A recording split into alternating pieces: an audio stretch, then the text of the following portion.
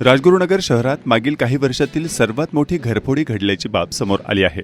अज्ञात चोरट्यांनी घराचे दरवाजे आणि कडी कोयंडा तोडून घरामध्ये प्रवेश करून घरफोडी चोरी केली।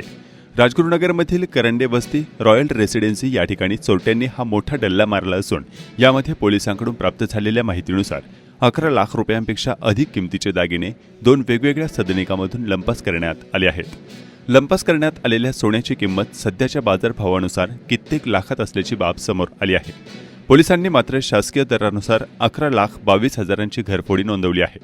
पौर्णिमा रोहन शहा पैवर्षी 39 राहणार करंडे वस्ती रॉयल रेसिडेन्सी राजगुरुनगर यांनी खेड पोलिसांत दिलेल्या तक्रारीनुसार सोन्याची 18 ग्रॅम वजनाची चैन 2 तोळ्याचे नेकलेस 15 ग्रॅमचे मंगळसूत्र 16 ग्रॅमचे कानातील वेल 10 ग्रॅम वजनाचे टॉप्स तसेच आणखी अनेक प्रकारचे सोन्याचे दागिने आणि चांदीचे दागिने असा 10,35,000 रुपये किमतीचे दागिने चोरट्यांनी लंपास केले आहेत।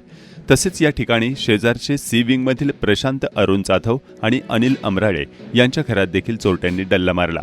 यात एकूण 87,000चे दागिने चोरट्यांनी लांबवले असल्याची प्राथमिक माहिती समोर आली आहे। या भागात चोरट्यांनी एकूण 11,22,000चा मुद्देमाल लंपास केला आहे। खेड पोलीस ठाण्यात याबाबत तक्रार देण्यात आली आहे। मागील काही वर्षातली ही राजगुरुनगर शहरातील सर्वात मोठी घरफोडी असल्याची बाब समोर आली आहे।